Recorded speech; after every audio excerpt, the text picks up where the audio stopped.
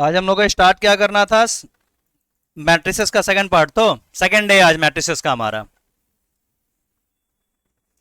तो मैट्रिसेस में हम लोगों ने सिर्फ मॉड निकालने सीखा था या डेटे निकालने सीखा था। आज हम लोग बहुत कुछ पढ़ने वाले हैं मैट्रिसेस में। आज हम लोग ये पढ़ेंगे टाइप ऑफ मैट्रिक्स। बड़े ध्यान से देखना, ऑलरेडी लिखा हुआ है, इसी पीडीएफ से मैं करा रहा हूं। Type of matrix. तो सबसे पहले बात आएगी रो मैट्रिक्स। रो मैट्रिक्स का मतलब हो रहा है कि सिर्फ रो में एलिमेंट होगा। एक कोई मैट्रिक्स दे रखा है ए और उसके सिर्फ एक तो रो है और कुछ नहीं है, तो इसको बोलते हैं रो मैट्रिक्स। बिल्कुल वैसे आ रहा है कॉलम मैट्रिक्स। तो ऐसा मैट्रिक्स जिसमें सिर्फ एक कॉलम दिख रहा है, तो इसे अपने क्या बोलेंगे? Column matrix. कॉपी करते जाओ। रेक्टेंगुलर मैट्रिक्स, ऐसा मैट्रिक्स जिसमें कि देखो दो रो दिख रहा है बट कॉलम कितने दिख रहा है? तीन। तो रेक्टेंगुलर शेप में है ना, 2x3 मैट्रिक्स सही है। तो 2x3 मैट्रिक्स मतलब दो रो है और कॉलम कितने हैं? तीन। तो रेक्टेंगुलर शेप में हो रहा है, इसे इसको बोलेंगे रेक्टेंगुलर मैट्रिक्स, क्योंकि नंबर ऑफ रोज और नंबर ऑफ कॉलम सेम नहीं है। Number of rose number of column same नहीं है, मतलब वो रेक्टेंगुलर शेप फॉर्म हो रहा है, इससे रेक्टेंगुलर मैट्रिक्स। नेक्स्ट में क्या दिख रहा है? Square matrix. स्क्वायर मैट्रिक्स का मतलब ये क्या हो रहा है? देखो जितने रोज है उतने ही कॉलम्स है। 3 रोज है एंड कॉलम्स भी कितने हैं? 3 हैं। तो 3 रोज और 3 कॉलम्स हो गए, तो इसको क्या बोलेंगे अपने? Square matrix. कॉपी हो गया यहां तक?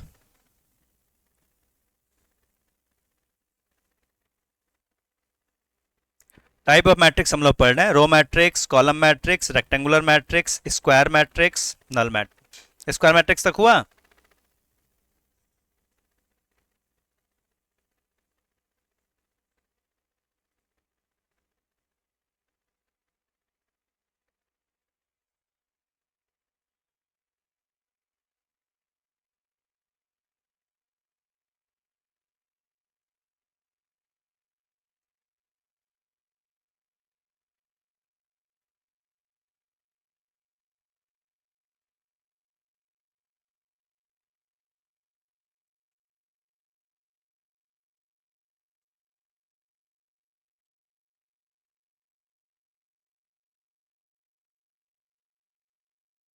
चला जाए आगे।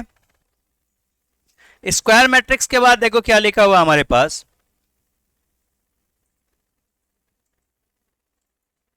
Null matrix. नल मैट्रिक्स का मतलब होता है सब जगह पे जीरो है। Zero zero zero zero zero zero zero zero zero, इसको ओ से रिप्रेजेंट किया जाता है जनरली। कहीं भी जीरो लिख दिया मतलब वो समझ जाओगे नल मैट्रिक्स। और ऐसा भी हो सकता है जैसे 3x3 मैट्रिक्स है, 2x2 मैट्रिक्स भी हो सकता है, जहां जो रिक्वायरमेंट है वैसा हम लोग समझ लेते हैं उसको। जीरो का मतलब, जीरो को क्या बोलते हैं? Null matrix. जिसमें कुछ भी नहीं है, कोई एलिमेंट ही नहीं लिखा हुआ, तो उसको क्या बोलते हैं अपने? Null matrix. ये null matrix of order 3x3 है और ये null matrix of order 2x2 है। दो रो और दो कॉलम है तो 2x2 का है और ये हमारा 3x3 का है। Identity matrix. आइडेंटिटी मैट्रिक्स का मतलब होता है कि हर जगह पे जीरो है, सिर्फ डायगोनल पे 111 दिख रहा है। दिख रहा है 111?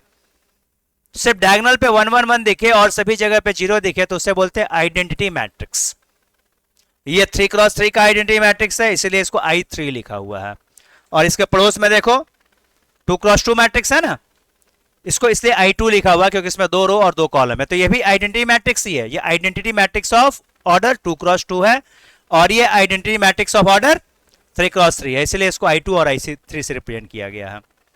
इसको बोलते हैं आइडेंटिटी मैट्रिक्स। जैसे एक तरह से हम लोग नॉर्मल मैथमेटिक्स 1 का जो वैल्यू होता है ना, वही यहाँ पे मॉडर्न अलजेब्रा में I कहलाता है। कहीं कुछ नहीं है तो हम लोग बोलते हैं ना कि हाँ तो 1 है ही, वैसे यहाँ पे कहीं कुछ नहीं है तो I तो है ही। एक तरह से 1 का काम करता है हर जगह पे। तो स्क्वायर मैट्रिक्स हुआ, नल मैट्रिक्स हुआ, आइडेंटिटी मैट्रिक्स हुआ। अब नेक्स्ट में क्या दिख रहा है अपने को? Diagonal matrix. ऐसा मैट्रिक्स जिसमें सिर्फ डायगोनल्स पे ही एलिमेंट है और सब जगह पे जीरो है, और सारे प्लेसेस पे जीरो है, सिर्फ डायगोनल पे हमारा कोई ना कोई नंबर्स लिखा हुआ है, तो इसको क्या बोलेंगे अपने? Diagonal matrix. तो एक तरह से आइडेंटिटी मैट्रिक्स भी तो डायगोनल मैट्रिक्स है। Identity matrix is part of diagonal matrix. अब उसमें फिक्स है कि 1 1 1 ही होना चाहिए और कुछ नहीं हो सकता है, और यहां पे कुछ भी हो सकता है। डायगोनल मैट्रिक्स में कुछ भी हो सकता है, इवन 1 1 1 भी हो सकता है। उस डायगोनल मैट्रिक्स को हम लोग पर्टिकुलरली एक अलग सा नाम दे रखे हैं, उसको क्या बोलते हैं? Identity matrix. तो identity matrix is the subset of diagonal matrix. तो डायगोनल मैट्रिक्स का मतलब सिर्फ डायगोनल्स पे कोई एलिमेंट होगा और सारे प्लेसेस पे क्या होंगे? जीरो। कॉपी हुआ यहां तक? ना ना ना, लेफ्ट टू राइट ही हमेशा रहेगा, राइट टू लेफ्ट नहीं होगा। कोई दिक्कत? इसके बाद हमारे आएगा डायगोनल मैट्रिक्स के बाद स्केलर मैट्रिक्स। स्केलर मैट्रिक्स में देखो क्या हो रहा है, ये भी उसके जैसा ही है, सब जगह पे जीरो है, सिर्फ डायगोनल्स पे कोई नंबर है, बट डायगोनल्स पे कोई सेम नंबर दिख जाए ताकि हम कॉमन ले सकें। हम लोग चाहें तो इन सब में से 5 कॉमन ले सकते थे, तो ये सारी चीजें क्या हो गई फिर, 5 5 5 के प्लेस पे क्या आ गया, 1 1 1, तो अल्टीमेटली क्या आ गया, आई ही आ गया। बट क्या आ गया, 5 इंटू आई। तो इसको बोलते हैं स्केलर ये मैट्रिक्स। इसको क्या बोलते हैं, स्केलर मैट्रिक्स। मतलब यहां भी वही बात है, डायगोनल मैट्रिक्स ही है बट सारे नंबर सेम है, इसलिए उसको स्केलर बोला जा रहा है, और उसको कॉमन कर लेंगे तो आई आ जाएगा। और ऐसा आ गया तो इसको क्या बोलते हैं हम लोग, स्केलर मैट्रिक्स। स्केलर मैट्रिक्स का मतलब एक तरह से आइडेंटिटी मैट्रिक्स ही है but multiplied by any number, scalar number को एक नंबर से मल्टीप्लाई है। ये स्केलर मैट्रिक्स क्या है, एक तरह से आई ही है बट उसके साथ कोई ना कोई एक नंबर मल्टीप्लाई में आ जाएगा, उसको हम लोग स्केलर बोलते हैं। एक चीज कोई मल्टीप्लाई हो तो उसको क्या बोलते हैं, स्केलर।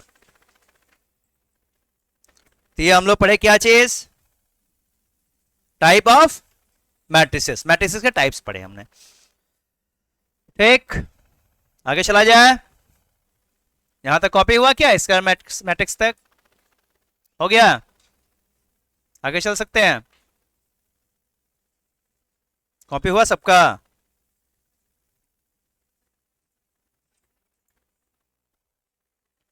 अब हम लोग पढ़ेंगे addition and subtraction of matrices.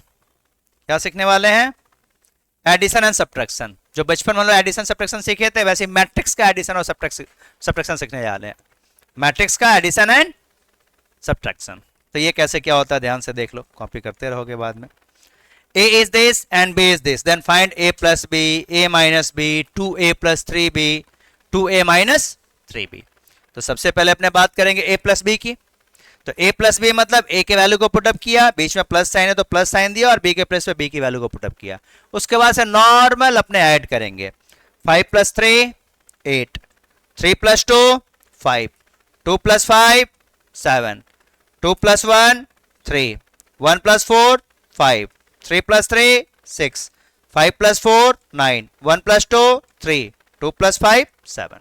Normal add कर दिया, जिस प्लेस पे जो है उसको ऐड करते गए। इसे अपने क्या बोलते हैं, एडिशन। सब्ट्रैक्शन में बिल्कुल वैसे ही होगा, तो कर लो खुद से भी थोड़ा कुछ ना। एडिशन या सब्ट्रैक्शन हमारा बात अच्छा पूछा है कि सर ये 3x3 मैट्रिक्स है, ए और बी भी 3x3 मैट्रिक्स है, तभी उसका एडिशन सब्ट्रैक्शन पॉसिबल है जब दोनों सेम ऑर्डर के मैट्रिक्स होंगे। सेम ऑर्डर के मैट्रिक्स दोनों होंगे ए और बी, तभी एडिशन या सब्ट्रैक्शन पॉसिबल है। मल्टीप्लिकेशन का अलग लॉजिक है, बट यहाँ पे एडिशन सब्ट्रैक्शन का ऑर्डर सेम होना चाहिए, तभी उसका एडिशन और सब्ट्रैक्शन हो पाएगा। रो और कॉलम में डिफरेंट डिफरेंट होगा तो फिर एडिशन सब्ट्रैक्शन नहीं हो पाएगा। आईएससी वाले बच्चे तो ये सब पढ़े हैं, सीबीएसई वाले बच्चों को ज्यादा ध्यान ध्यान देना है। कॉपी करते जाओ, लेकिन वेल मेंटेन्ड कॉपी होना चाहिए, मैं पहले बोल चुका हूँ, याद है। फर्स्ट डे जो नहीं आया तो ध्यान से सुन लें कि 3 कॉपियां बनानी पड़ेंगी मैथ्स का फर्स्ट डे से, ताकि रिवीजन करने में आसान रहे ईयर एंड में, एग्जाम के टाइम में। एक मेरे मैथ को सॉल्व करने के लिए, एक बुक को सॉल्व करने के लिए, और एक क्लास वर्क कॉपी के लिए। वेल मेंटेन्ड कॉपी होनी चाहिए पहले दिन से, मैं बोल रहा हूँ, आगे चल के नहीं तो रोना धोना पड़ेगा।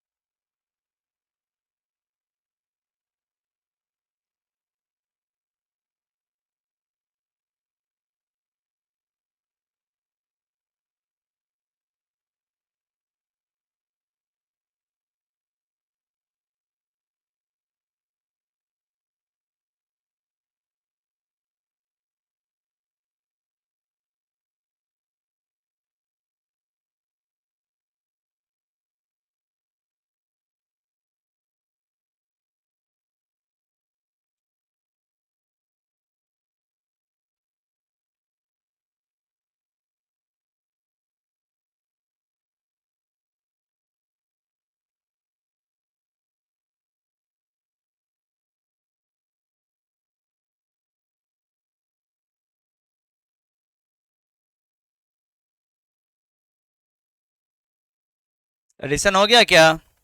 सब्ट्रैक्शन का आया आंसर किसी का? चेक किया जाए राइट है या रॉन्ग है, चेक करके देखो तो a-b सही है। वाह।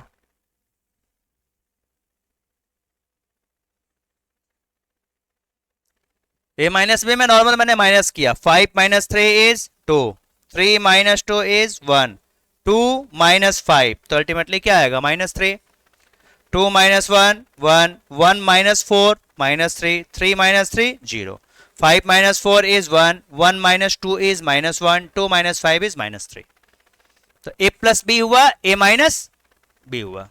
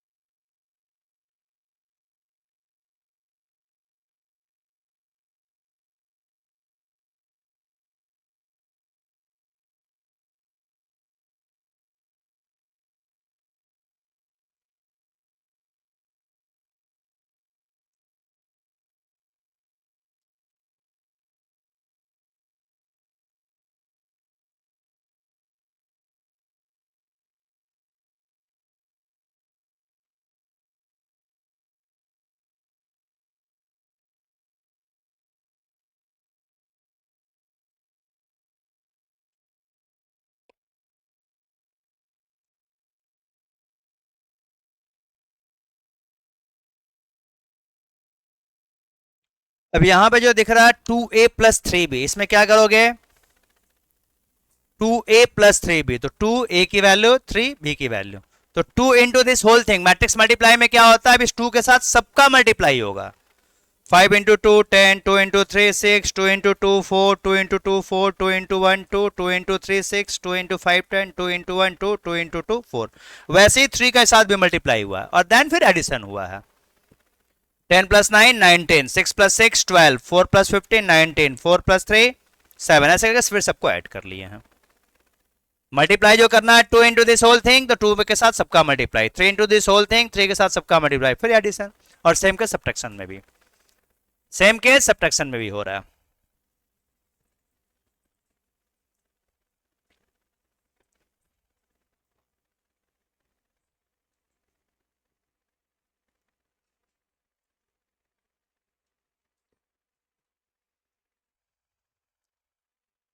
हो गया यहां तक?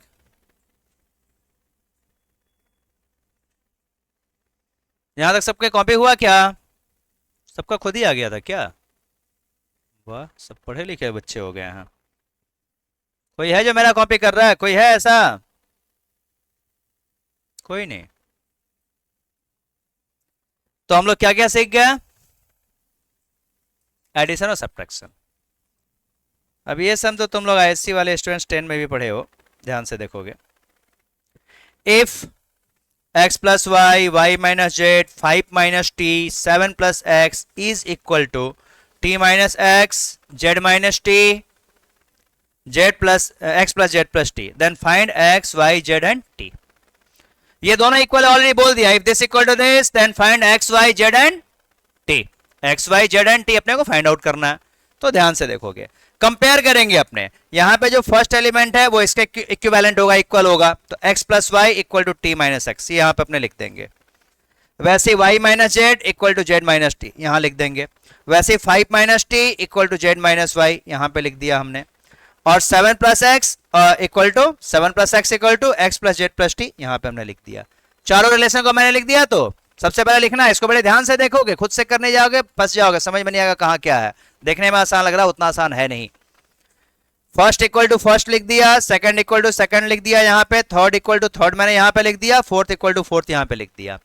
अब अपने क्या देख पा रहे हैं कि यहाँ पे x और x है तो कैंसिल हो जाएगा, उस साइड जाके x और x तो कैंसिल हो जाएगा, तो बचा क्या 7 equal to z plus t, बचा क्या 7 equal to z plus t. सबसे पहले लास्ट वाला ही सॉल्व हुआ। अब सेकंड लास्ट को यहाँ पे देखेंगे, 5 minus t equal to z minus y है, तो y को इस साइड ला दिया, माइनस वाई था तो इस साइड आगे क्या हो गया प्लस वाई, और z और माइनस टी था उस साइड जाके प्लस टी हो गया। अपने अब यहाँ क्या ऑब्जर्व कर पा रहे हैं कि यहाँ पे जेड प्लस टी आ गया, और ऑलरेडी यहाँ पे जेड प्लस टी की वैल्यू अपने को मालूम था, जेड प्लस टी का वैल्यू कितना था 7, तो जेड प्लस टी के प्लेस पे क्या पुट कर सकते थे अपने 7, यहाँ पे आया पता ना z plus t equal to 7, तो यहां से जेड प्लस टी के प्लेस में मैंने पुट कर दिया 7।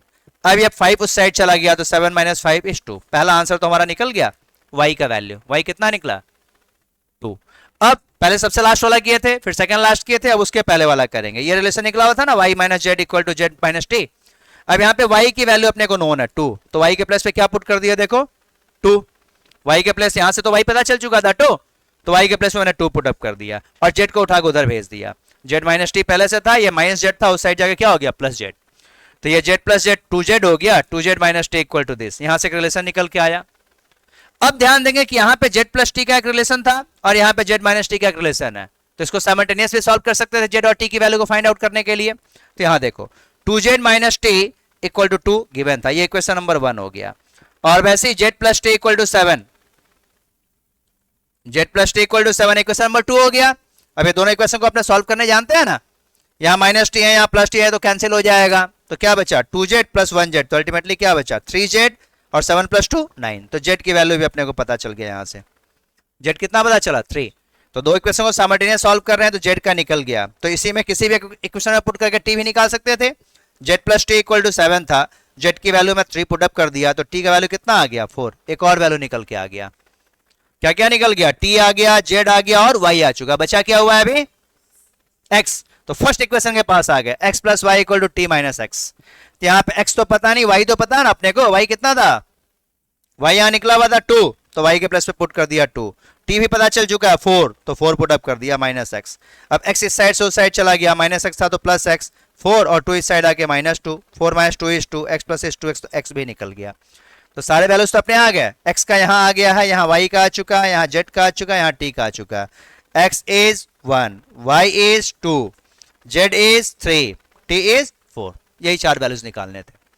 तो देखने में बड़ा आसान लग रहा था, थोड़ा सा भी तुम इधर से चालू करोगे ना तो फंस जाओगे, आंसर नहीं ला पाओगे। इसमें ट्रिक यही था कि लास्ट से स्टार्ट करना अपने को, पहले लास्ट वाले को सॉल्व किए, फिर सेकंड लास्ट में पुट किए, उससे फिर पता चला ये वाला, फिर ये दोनों इक्वेशन को साइमल्टेनियस सॉल्व करके निकाले, ये ट्रिक था। नहीं तो ऐसे तुम लोग को दूंगा ये सम छोड़ के आओगे कंफर्म है, सर आंसर ही नहीं आ रहा था, तो बड़ा इजी सम, ऐसा फीलिंग आता है इस सम में। तो अब इसको कॉपी कर लो ढंग से।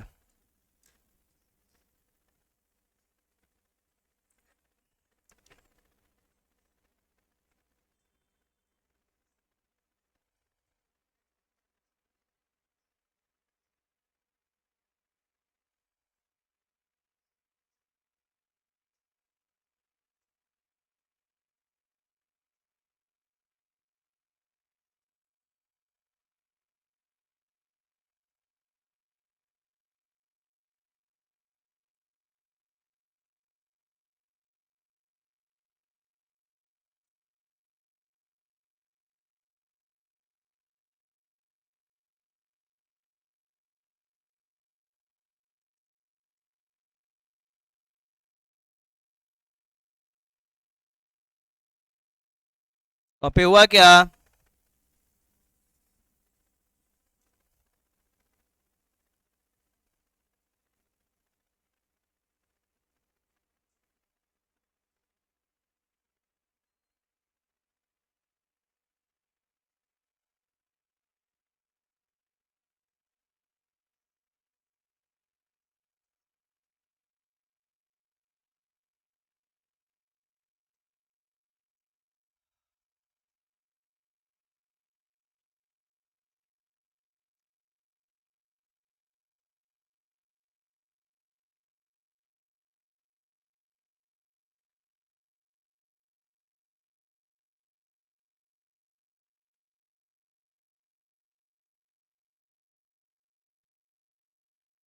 हमने क्या क्या सीखा अभी तक, एडिशन और सब्ट्रैक्शन।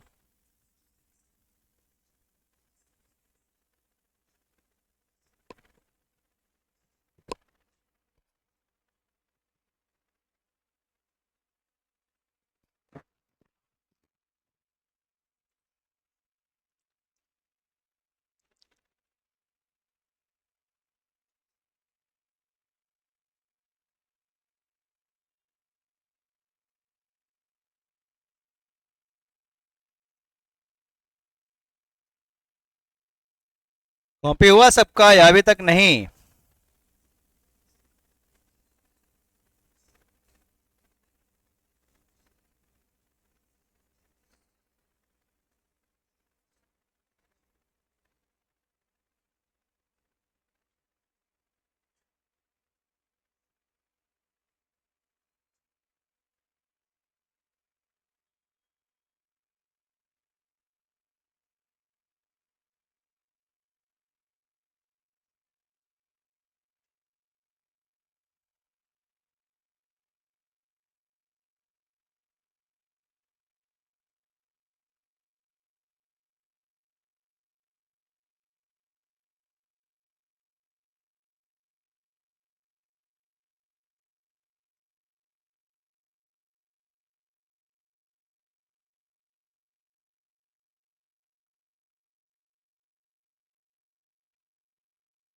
हो गया?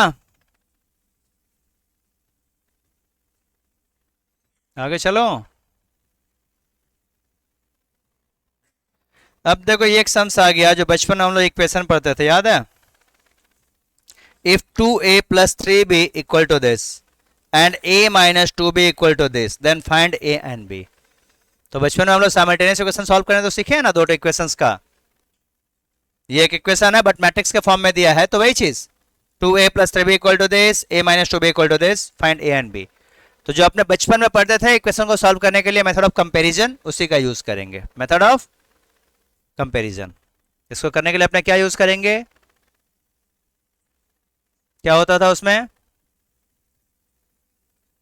मल्टीप्लाई करते थे ना, यहाँ पे 1 है तो ऊपर वाले में 1 से मल्टीप्लाई, यहाँ पे 2 है तो नीचे दूसरे वाले इक्वेशन में 2 से मल्टीप्लाई। ए और ए को सेम करते थे ना, या तो ए और ए को सेम कर लें या बी और बी को, यही तो होता था। इसमें 2 है ऊपर वाले इक्वेशन में तो नीचे वाले इक्वेशन में 2 से मल्टीप्लाई कर देना ताकि दोनों सेम सेम आ जाए, 2 है 2 है, यही तो करते थे।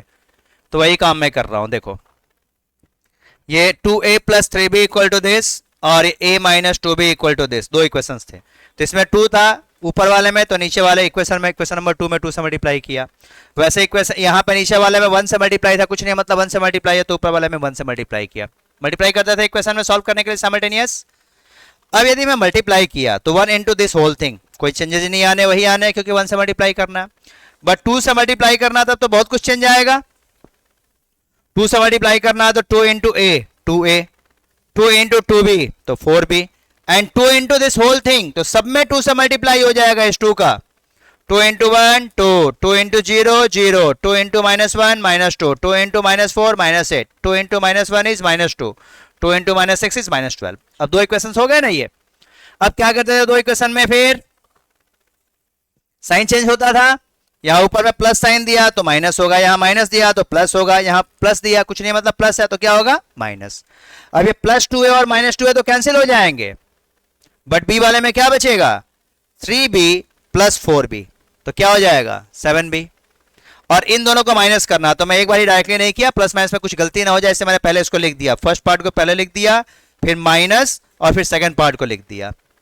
कोई तकलीफ, कोई दिक्कत? ए वाले पार्ट को मैं लिख दिया, पहले वाला पार्ट माइनस साइन था तो माइनस पार्ट, फिर दूसरा पार्ट को लिख दिया बिकॉज इन दोनों को आपस में माइनस करना था मुझे।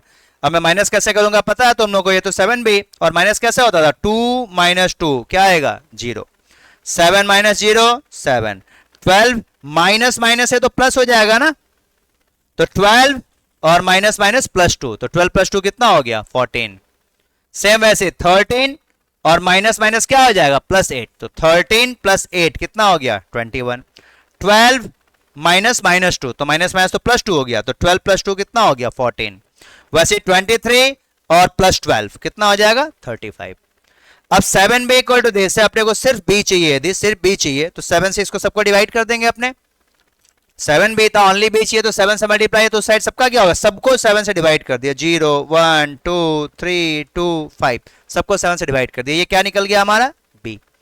अब क्या करना चाहिए अपने को, जब दो इक्वेशन सॉल्व करते हैं तो कोई एक वैल्यू निकल गया तो उसको पुट करते हैं ना किसी भी एक इक्वेशन में, तो कोई भी एक इक्वेशन को लिख लो, पहला वन या टू में से कोई एक, सपोज को मैंने टू को लिख दिया, a minus two b equal to this दिया हुआ था, तो a माइनस टू, बी की वैल्यू तो अपना निकला हुआ है ना अभी यहाँ पे नया नया, तो b के प्लेस पे b की वैल्यू को लिख दिया और इक्वल टू जो था वही, फिर a माइनस और two into this whole thing, 2 into 0 0, 2 into 1 2, 2 into 2 4, 2 into 3 6, 2 into 2 4, 2 into 5 10, और इक्वल के बाद जो था होते यहाँ लिखा हुआ ही है। अब ए ऐसे ही पढ़ा रहा, ये जो था इक्वल के बाद यहां पे पढ़ा रहा, यहां पे ये माइनस में था, उस साइड जाके क्या हो जाना उसको प्लस, इस साइड पे माइनस है तो उस साइड जाके क्या हो जाएगा प्लस। अब इन दोनों को ऐड करके जो आया वो ए की वैल्यू हो गई, तो ए का वैल्यू और बी का वैल्यू दोनों निकल गया। बड़ा गंदा था ना, कोशिश करो थोड़ा खुद से, ऊपर कर दें, पता नहीं बी क्या आया है, बी क्या आया देख लो क्या आया है, 0 3 1 2 2 5, सम से यहां से था। चलो कॉपी करना चालू करो,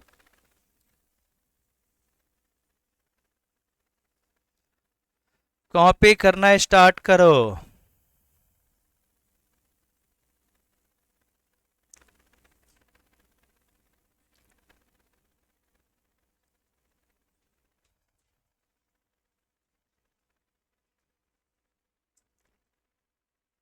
कुछ नहीं समझ में आया तो बोल भी सकते हो, शर्माए कोई मतलब नहीं है, शर्माने से अपना ही लॉस है। कुछ नहीं समझ में आया तो बी बेशरम ना, नीचे ऊपर हम खेल नहीं खेलेंगे, एक बार नीचे कीजिए तो एक बार ऊपर कीजिए, पहले ऊपर को बच्चे को छाप लें तो फिर नीचे हम जाएंगे। बहुत सारे बच्चे बैठे हैं ना छापने के लिए भी खाली। हाँ जैसा कि मैं बोल रहा था कि शर्मा के कोई फायदा नहीं है, डाउट्स पूछने से बहुत फायदे हैं। क्या क्या फायदे हैं, खुद का डाउट क्लियर हुआ, पड़ोसियों का भी डाउट क्लियर हुआ, पड़ोसी भी दुआ दिया कि अच्छा हुआ पूछ के, मेरा बेइज्जती नहीं हुआ, तुम पूछ लिया, मेरा तो काम हो गया, तो पड़ोसी भी दुआ दिया, वो भी दिल से निकला हुआ दुआ दिया कि भगवान करे इस बच्चे का भला हो जाए। तो दुआ यदि अर्निंग करना है तो क्लास में बेशरम बन जाओ, पूछ लो, किसी मंदिर और मस्जिद जाने की जरूरत नहीं है दुआओं के लिए, तुम्हें क्लास में ही दुआ मिल जाएगा, वो भी दिल से निकला हुआ, अच्छा किया पूछ के, मेरा बेइज्जती भी नहीं हुआ और हम समझ भी गए, इसलिए बेशरम ऐसा क्लास में पूछो। बहुत सारे फायदे हो गए ना। पहला फायदा खुद का डाउट क्लियर, दूसरा फायदा पड़ोसियों का डाउट भी क्लियर, तीसरा फायदा दुआ मिला, चौथा फायदा सम जब सीख गए हो तो एग्जाम में आए तो कर भी लोगे, और एग्जाम में सम बन गया तो मार्क्स वार्क्स भी आ सकता है, मार्क्स भी आ गया तो माँ बाप भी खुश। तो इतने सारे फायदे हैं, इसलिए क्लास में पूछने में कोई शर्म लाज नहीं, क्योंकि क्लास में यदि पूछ भी लिए बेइज्जती भी हो गया तो बस इतने लोगों के बीच में बेइज्जती हुआ ना, यदि कहीं फेल वेल हो गया तो मार्क्स वार्क्स अच्छा नहीं आया तो पूरा सामाजिक बेइज्जती होगा ना, उससे तो बच गया। तो इतने लोगों के बीच में बेइज्जत हो जाओ कोई दिक्कत नहीं है, सब तो अपनी ही कैटेगरी वाले बेशरम लोग ही हैं, तभी तो यहाँ बैठे हैं, तो यहाँ बेइज्जती भी कौन सा फील नहीं होगा।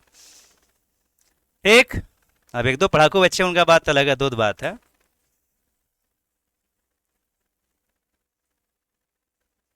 यहाँ तक हो गया, हम नीचे जा सकते हैं, कॉपी करना नीचे भी तो करना है, कॉपी तो कॉपी हो गया ना, लो लो कॉपी कर लो, कॉपी कर लो, जल्दी कॉपी करो लो।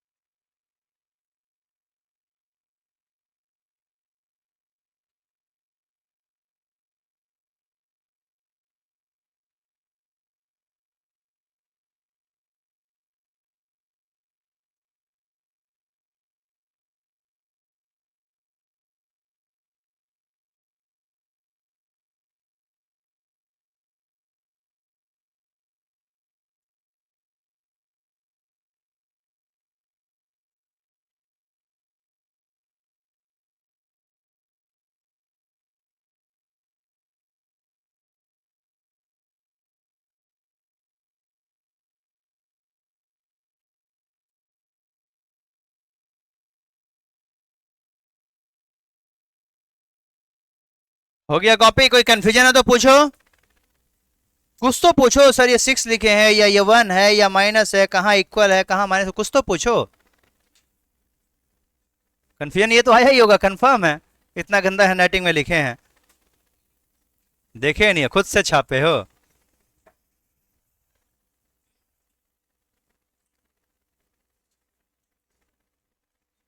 कोई दिक्कत किसी को? तो हम लोग क्या क्या सीख लिया अभी मैट्रिक्स का? सिर्फ एडिशन और सब्ट्रैक्शन और टाइप्स ऑफ मैट्रिसेस। तो एडिशन सब्ट्रैक्शन के बाद से क्या आता है? Matrix multiplication. आगे चला जाए तो अब हम लोग आएंगे मैट्रिक्स मल्टीप्लिकेशन के पास। कहां आने वाले हैं? मैट्रिक्स मल्टीप्लिकेशन बहुत स्टाइलिश चीज होता है। कॉपी करो सम्स को, फिर बताते हैं क्या करना होता है। इसको भी बहुत ध्यान से करना होता है। जैसे मॉड ए तुम लोग निकाल रहे थे, डेट ए या मॉड ए, बार बार रॉन्ग हो रहा था ना, वैसे मैट्रिक्स मल्टीप्लिकेशन का भी खेल है। बार बार करोगे रॉन्ग ही आंसर आता रहेगा, सबका डिफरेंट डिफरेंट आंसर आएगा। सम्स कॉपी कर लो, ए एंड बी, और find A cross B and B cross है, फिर मैं इसको समझाता हूं। सम्स लिख लिए? ए दे रखा और बी दे रखा, फाइंड ए क्रॉस बी या बी क्रॉस ए।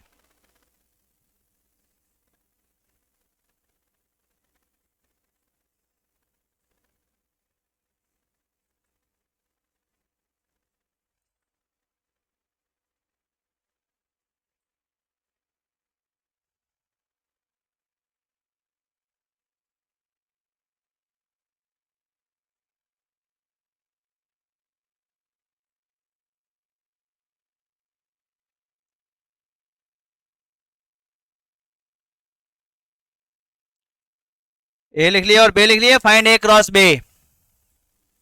बताऊं क्या? A cross B, A cross B निकालना, तो ए की वैल्यू को पहले मैं पुटअप किया इनटू बी की वैल्यू को मैं पुटअप किया, ए क्रॉस बी। मैट्रिक्स मल्टीप्लिकेशन बहुत ही स्टाइलिश होता है, बड़े ही ध्यान से देखना पड़ता है, इसके ऊपर ही डिपेंड है पूरा का पूरा होल चैप्टर। मैट्रिक्स मल्टीप्लाई में थोड़ा सा भी कुछ गलती कर दी है तो चैप्टर के अंत तक इसका यूज होते जाना, हर सम्स में यूज में आना, कुछ ना कुछ रॉन्ग होगा ही होगा। जैसे मॉड ए फॉर्मूला था, वैसे मैट्रिक्स मल्टीप्लाई हर सम्स का बेस है, हर सम्स में काम में आएगा मोस्ट प्रोबेबली। तो इसको बड़े ध्यान से सीखना और समझना है, बार बार करोगे रॉन्ग आएगा। आज ही देखोगे अभी जैसे हम लोग मॉड ए निकाले थे तो रॉन्ग हो रहा था, वैसे ये भी है, तो बड़े ध्यान से देखना है। मैं बताऊं मैट्रिक्स मल्टीप्लाई ए क्रॉस बी में होता क्या है? ए अपने को दिया था, बी दिया था, तो मैट्रिक्स मल्टीप्लाई इसके जैसा होता है। देखो ये जो मैंने लिख रखा है ना यहाँ पे 7 के जैसा कुछ, यहां पे मैंने आर लिखा मतलब रो, और ये कॉलम, मतलब रो के साथ कॉलम का मल्टीप्लाई होता है, यही याद रखना है। किसके साथ किसका मल्टीप्लाई होता है? रो के साथ कॉलम का मल्टीप्लाई होता है, रो के साथ कॉलम का मल्टीप्लाई। तो देखो ये हमारा रो 1 है, ये रो 2 है, ये रो 3 है, वैसे ये कॉलम 1 है, ये कॉलम 2 है, और ये कॉलम।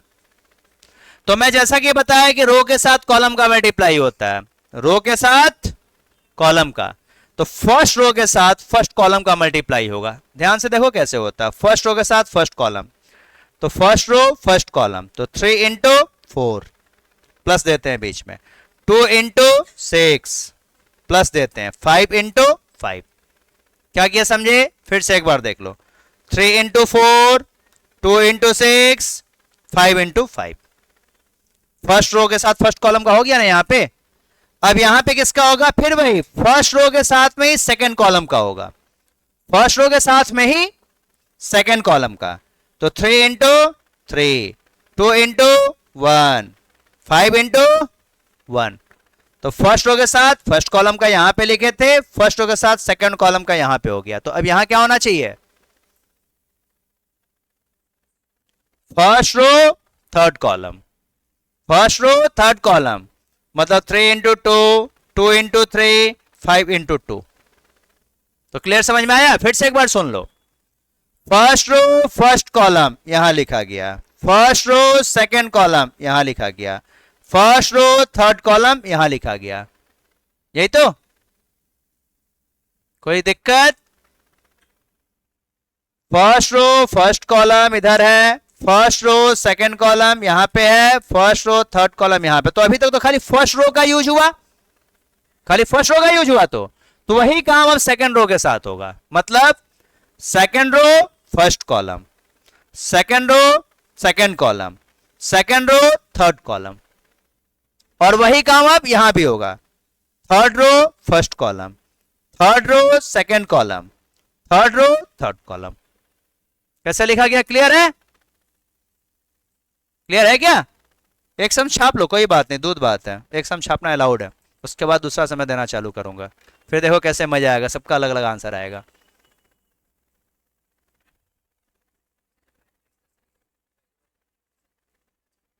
ना, इसमें मैट्रिक्स साइज में बहुत खेल है, वो बताएंगे अभी। मैट्रिक्स मल्टीप्लिकेशन में number of rose number of column बराबर बराबर होना सेम नहीं है यहाँ पे।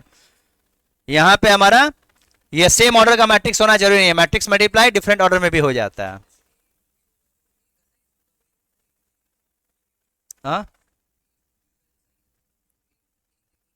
ना वो भी नहीं होता है, अलग खेल होता है, बताएंगे उसको, पूरा थ्योरी है उसके पीछे, वो नेक्स्ट क्लास में भी बताएंगे, क्वेश्चन ये भी बताएंगे, नेक्स्ट डे बताएंगे। अभी आज खाली मल्टीप्लाई सिखाना है, फिर बताएंगे किसका किसका मल्टीप्लाई हो सकता है तो क्या आउटपुट आएगा। 10 में था, फिर भी तो देखो ना मैट्रिक्स मल्टीप्लाई कैसे सब गलत गलत आंसर देगा अभी मेरे को। कोई कंफ्यूजन है इसमें? है तो बोल लो, सामान्य कोई मतलब नहीं है, 12 क्लास का भी स्टार्टिंग का दिन है, अभी से सीखते रहोगे तो मजा आ जाएगा फाइनल होते होते। और ये सोचोगे कि लास्ट एक महीना पढ़ लेंगे तो आ जाएगा 100 में से 50 नंबर, फिर जाओगे दिनों बंधु कॉलेज में, सावित्री पाठशाला में, एनडी कॉलेज में।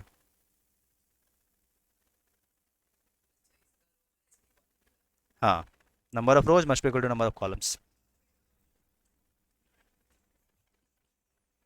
तुम भी तो वही बोला था।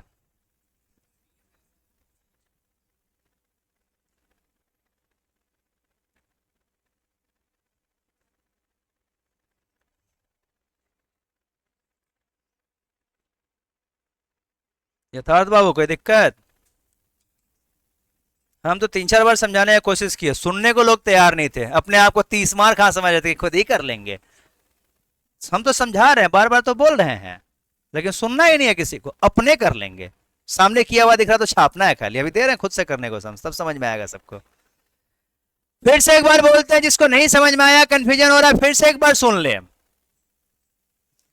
किसके साथ किसका मल्टीप्लाई में बोला हूं? फर्स्ट रो फर्स्ट कॉलम यहां पे आएगा, फिर फर्स्ट रो के साथ में ही सेकंड कॉलम यहां पे आएगा, फर्स्ट रो के साथ में ही थर्ड कॉलम यहां पे आएगा। यही काम, जैसे फर्स्ट, अभी तो यूज कौन सा हुआ, खाली फर्स्ट रो यूज हुआ ना, ये लोग तो यूज ही नहीं हुए। तो first row first column, first row second column, first row third column. वैसे अब किसके साथ होना चाहिए? Second row, second row first column, second row second column, second row third column. वैसे थर्ड वाले का होना चाहिए third row first column, third row second column, third row third column. बस यही तो होता है।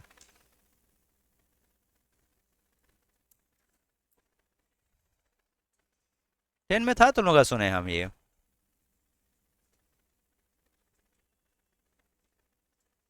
सीबीएसई और डब्ल्यू में नहीं था, एससी वाले का था। हो गया यहां तक क्या? कॉपी हो गया यहां तक? क्या निकाल लिए तुम लोग? किसका? ए इंटू बी। मैंने दूसरा भी पूछा है, बी इंटू ए, उसको भी निकालो। ए इंटू बी हुआ ना, बी इंटू ए भी तो मैंने पूछ रखा है, उसको भी करो। ये सब लेकिन जो मल्टीप्लाई के बाद बीच में सब में प्लस आ रहा है, और फिर मल्टीप्लाई कर लेंगे, 4 इंटू 3 12, 2 इंटू 6 12, 25, फिर सबको ऐड करते जाएंगे।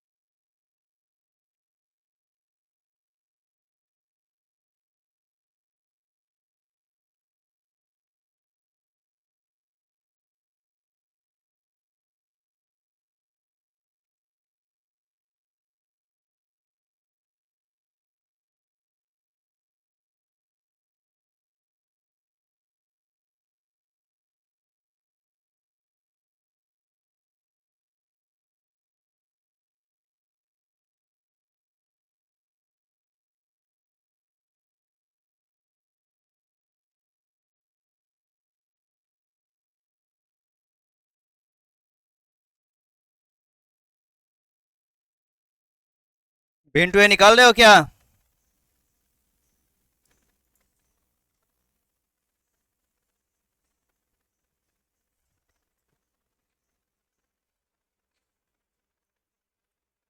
बी इंटू ए, बी की वैल्यू कितनी थी?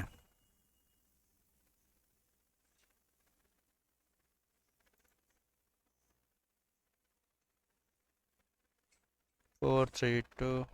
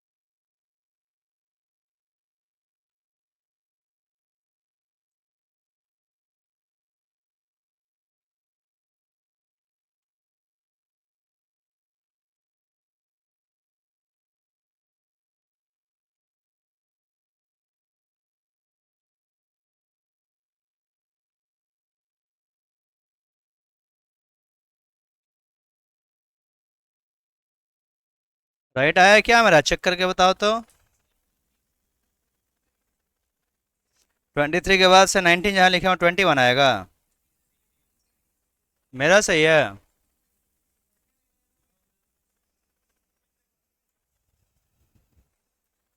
होता होता एक दो गलती बार बार आएगा। अभी तो माइनस देने वाले हैं। क्या हुआ, पता चला कहाँ कहाँ गलती की हो तुम लोग? इस सम्स को करने के लिए कंसंट्रेशन लेवल बहुत अच्छा चाहिए, इसीलिए पढ़ाया जाता है बच्चों का कंसंट्रेशन लेवल बढ़े। वो लोग बोलते हैं ना ये मैथ्स बड़ा मैंने एक तो प्रचलित लैंग्वेज हो गया, मैथ्स बेकार का चीज होता है, ये साइन थीटा कॉस थीटा जीवन में कहाँ काम में आएगा। खूब चल रहा ना आजकल, कॉमर्स वाले बच्चे एकदम रील्स को सरकार सरकार की ओर देखते हैं कि ऐसा और कुछ दिखा है कि मैथ्स का गली जितना दे ले।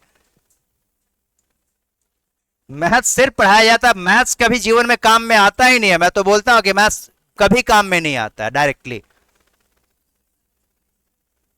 क्योंकि मैथ्स जो होता है अपने आप में वो एक टॉनिक होता है, ब्रेन टॉनिक। ब्रेन का हमारा thinking ability, reasoning ability, stress लेने का क्षमता को बढ़ा देता है, यही इसका काम है। जस्ट एज ए कैटलिस्ट काम करता है ब्रेन पावर को बढ़ाने के लिए। जैसे टॉनिक पर हम लोग, टॉनिक कोई चीज का दवाई थोड़ी होता है, बुखार हुआ तो दवाई खा लेते हैं, खांसी हुआ तो दवाई खा लिए, लेकिन यदि टॉनिक पी रहे हैं हम लोग सीसी का तो किसी पर्टिकुलर रोग के लिए होता है क्या? ओवरऑल ऑल ग्रोथ के लिए होता है बॉडी का। तो वैसे ही मैथ्स जो होता है हमारा ब्रेन का एक तरह से टॉनिक है, ब्रेन टॉनिक है, तो ब्रेन को डेवलप करता है हमारे। अब ब्रेन का यूज है कि नहीं तुम लोग सोच लो, देख लो। ब्रेन का जीवन में यूज पड़ेगा ही नहीं, जैसे सब चिल्ला लेते हैं ना कि कहां यूज आया sine theta cos theta, brain को डेवलप करने में काम में आया। ब्रेन का यदि जरूरत है तुम्हारे तो पढ़ो, नहीं तो छोड़ दो मैथ्स, क्या दिक्कत है? ठीक है, तो मैथ्स का कहीं कोई यूज नहीं आता, एकदम बेशक ऐसा बोलोगे, मैथ्स का कहीं कोई यूज नहीं आता। वो जस्ट एक कैटलिस्ट है, हमारा ब्रेन का थिंकिंग एबिलिटी, रीजनिंग एबिलिटी को इनहेंस कर देता है। जैसे तुम लोग केमिस्ट्री में पढ़े होगा ना ये वाला चीज, कैटलिस्ट केमिकल रिएक्शन में पार्ट नहीं लेता है बट रेट ऑफ रिएक्शन को इंक्रीज या डिक्रीज करवा देता है। बिल्कुल ऐसी ब्रेन टॉनिक है मैथ्स, कहीं काम में नहीं आएगा। ब्रेन को बढ़ाएगा, ब्रेन काम का चीज है तो पढ़ लो, नहीं तो छोड़ दो। यहाँ तो दिख रहा है लाइव, यहाँ पे दिख रहा है कि हमारा ब्रेन का कितना बढ़ाएगा ये, हम लोग का ये कॉन्सेंट्रेशन लेवल कितना बढ़ा रहा है ये सम्स। इस एक सम्स को करने के लिए कितना कॉन्सेंट्रेट करना पड़ रहा है। सबका अपना अलग अलग डिपार्टमेंट है तुम्हारा ब्रेन को कॉन्सेंट्रेट करवाने के लिए। बाबा रामदेव सुबह सुबह बोलेंगे योगा करो, कपाल भारती करो, वो सब करो, उससे भी वो होता है, उससे भी फायदा मिलता है ब्रेन को। और नहीं तो फिर मैथ्स कर लो शाम के टाइम में, उससे भी ब्रेन तुम्हारा बढ़ेगा, कॉन्सेंट्रेशन लेवल बढ़ेगा। तो मैट्रिक्स मल्टीप्लाई कैसा रहा?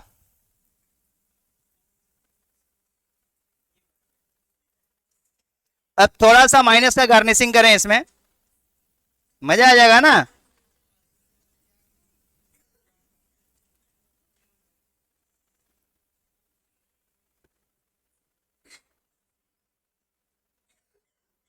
थोड़ा सा इधर भी माइनस दिया जाए क्या?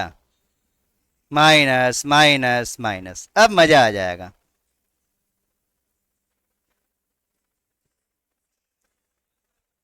अब इसको करने के लिए तो एकदम पिन ड्रॉप साइलेंस चाहिए क्लास में। दिमाग का कंसंट्रेशन बढ़ाने के लिए बाबा रामदेव का कोई जरूरत नहीं है, एक तो मैट्रिक्स का सम्स कर लो, मैट्रिक्स मल्टीप्लाई, ऐसे ही कंसंट्रेशन बढ़ जाएगा तुम्हारा।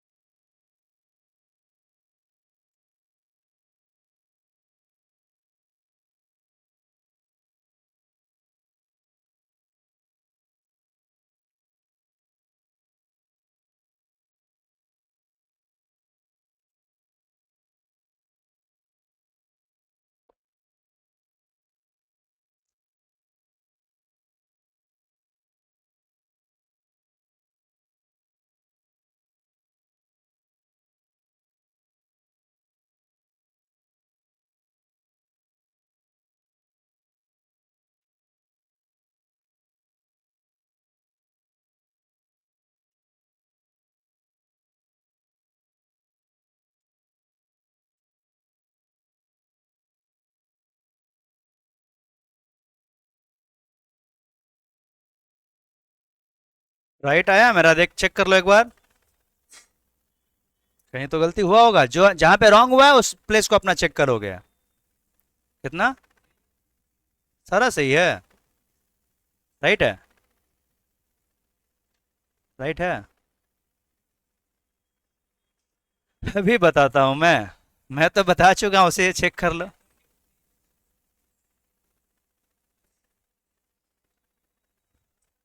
मैट्रिक्स मल्टीप्लाई राइट करने यदि सीख गए तुम लोग, इसका मतलब तुम लोग का कंसंट्रेशन लेवल हाई है, तब सब कुछ कर सकते हो।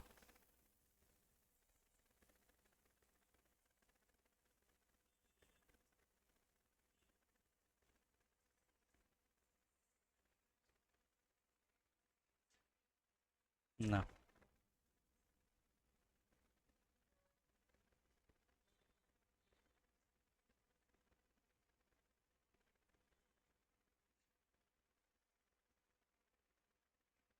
कर लिए कॉपी।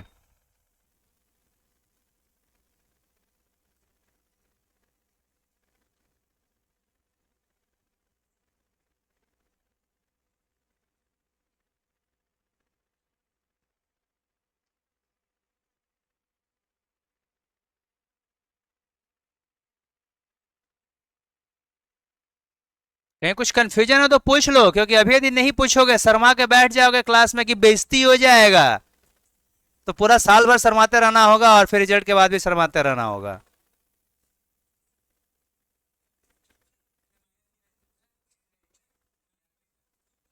पूछो, कहीं कोई कंफ्यूजन है किसी को तो पूछ लो किसी भी प्लेस पे।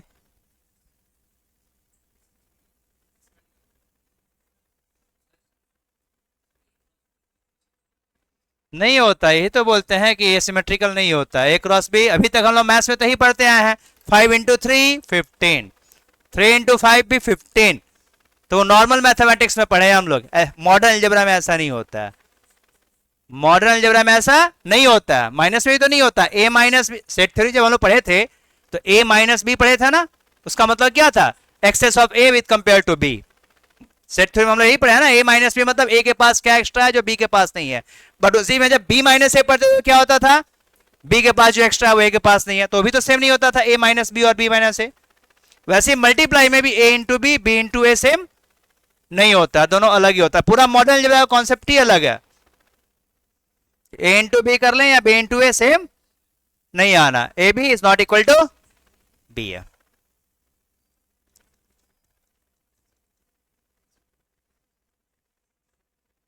श्रेया फटाफट कॉपी कर लो, खुद से तो हुआ नहीं, छाप लो।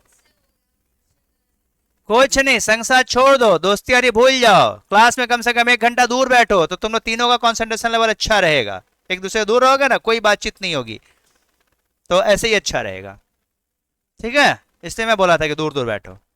नेक्स्ट डे कोशिश करोगे, देखोगे खुद से समझ कर पाओगे, क्योंकि नेक्स्ट डे और भी तो कचरा चीज कराएंगे। ये तो जस्ट मैट्रिक्स मल्टीप्लाई छोटा चीज सीखे, अब इसको यूज करके बहुत कुछ होगा। हर सब में ये मैट्रिक्स मल्टीप्लाई आएगा। ठीक है, कोई दिक्कत यहां तक में? क्या हाल चाल है मोदी जी? मोदी जी का कंसंट्रेशन लेवल एकदम हाई चल रहा है अभी। ये बात तो लगी कंसंट्रेशन हाई है बट स्लोली। एक हमारे मोदी जी में पूरा दुनिया में घूमते जा रहे हैं और ये मोदी जी स्लो क्यों चल रहे हैं?